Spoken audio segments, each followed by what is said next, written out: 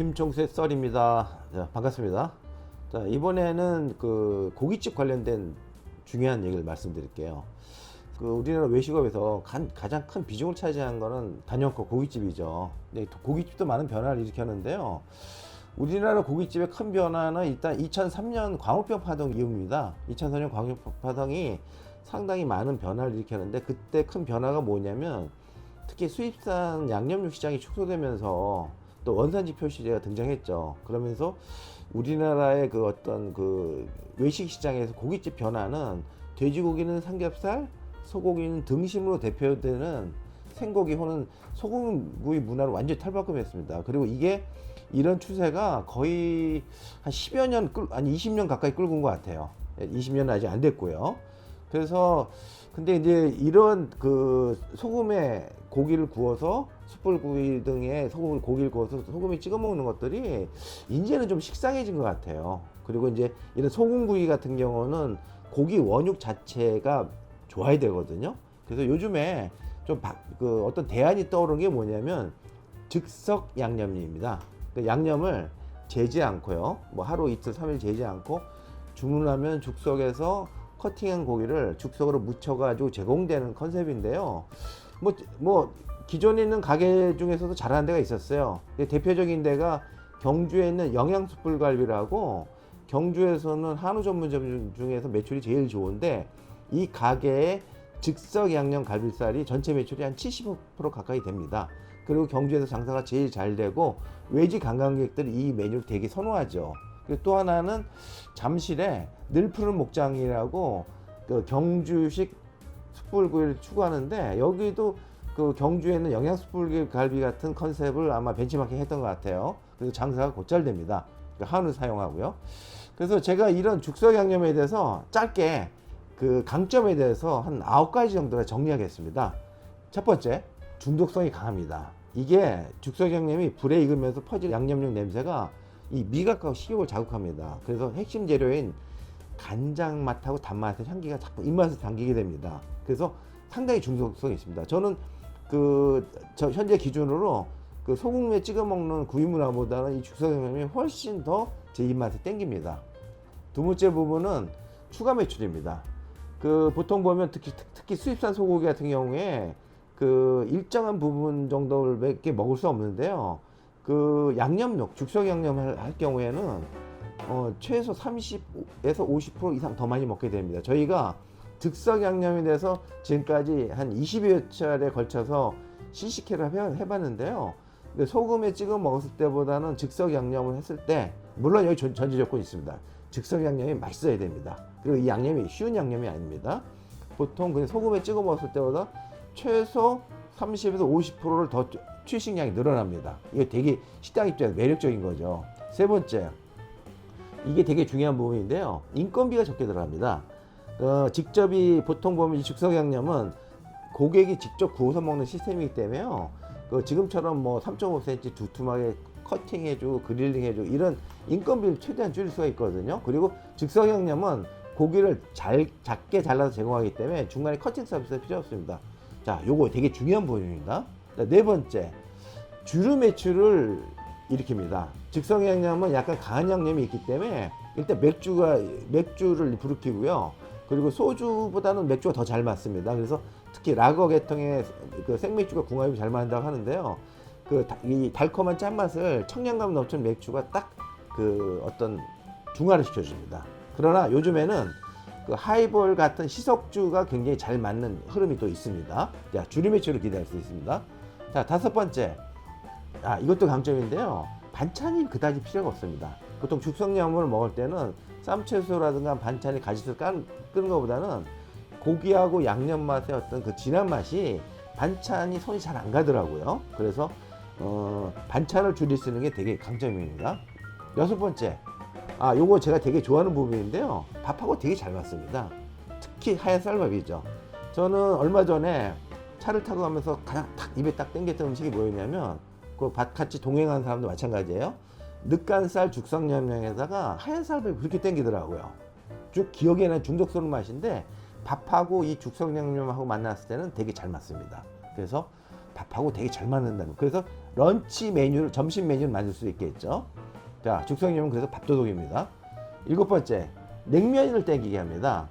그 죽성양념은 농후한 맛이 있기 때문에 그 고기의 맛, 단맛, 짠맛이거든요. 그래서 먹고 나면 어떤 깔끔한 맛으로 후식을 먹고 싶은데 그게 냉면입니다. 특히 물냉면이죠.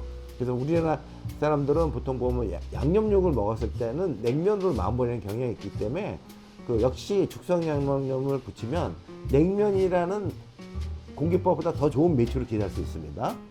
자, 8번째, 그 우리나라 고깃집들은 삼겹살, 목살 뭐 이렇게 단순화된 측면이 있는데요. 메뉴를 다양하게 팔 수가 있어요. 양념 가지수도 되게 많고 뭐 간장 양념도 있고 뭐 미소 양념도 있고 속 양념 다양하고요. 원육 부위도 다양하게 활용할 수가 있습니다. 그리고 소나 돼지는 물론 닭고기에도 적합하고요. 특히 소나 돼지 중에서 부산물 있지 않습니까? 뭐 염통이라든가 그 여러 가지 부산물들을 쓸 수가 있어요. 구이로 먹을 때 약간 부담스러운 부위들이 있거든요. 그래서 부산물 활용해서 되게 매력이 있기 때문에 이거는 개발의 여지가 많습니다.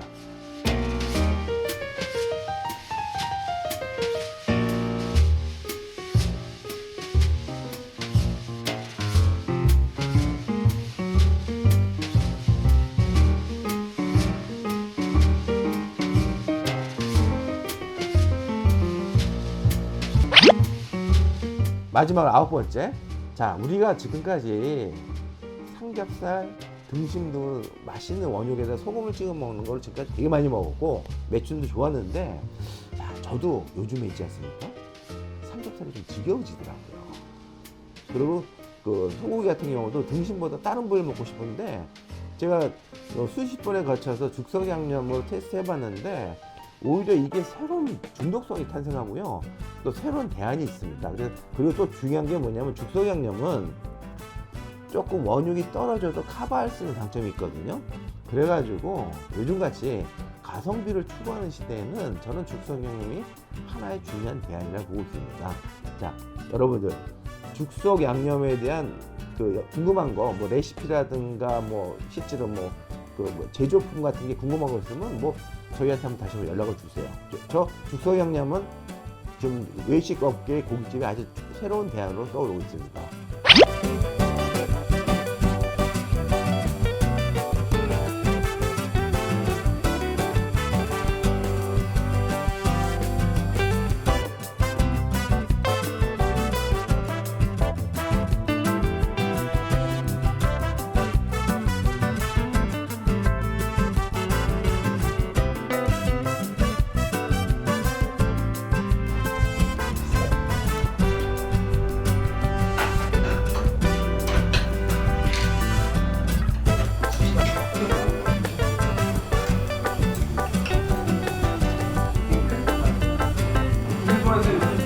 자부동이라는 자부가 뭐냐면 안무기라는 게 넣는 거.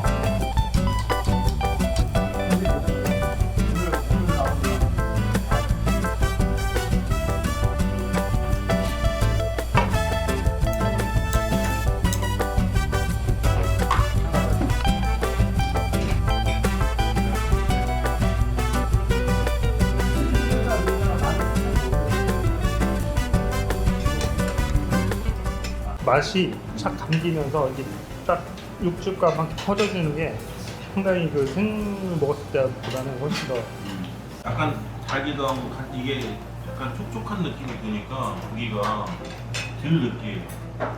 간장 베이스에서 들어오는 것도 괜찮고 얘는 확실히 양념을 하니까 조금 그 부드럽게 들어가는 게 식감도 부드럽게 들어가면서 약간 고소한 맛도 약간 일단은 기본적으로 부드럽다는 생각이 좀 많이 들어요. 그래서 부드러운 그 안에 양념이 가미가 되니까 엄청 좋아할 것 같은데요. kül살 아까 얘기했듯이 기름기가 많다고 했는데 양념이 있으니까 좀 더 많이 먹을 수 있게 깔끔하게 이렇게 해주는 것 같아요. 구독, 좋아요 꼭 부탁드립니다. 이게 죽석에서 무치는 건데 제가 늑간을 좋아해요. 외식병에서 얼마나 죽석을 넣었습니다. 김총수가 말하기를 즉석 양념 중에서는 뭐 전국에서 제일 맛있다고 자부합니다.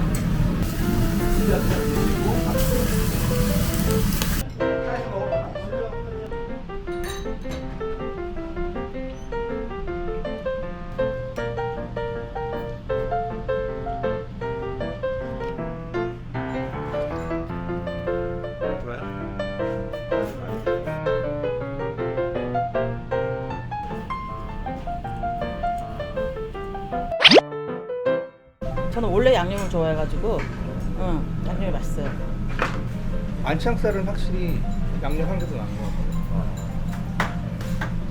양념 맛이 괜찮아서 오히려 양념 한 개 더 오늘은 괜찮았어요. 생으로.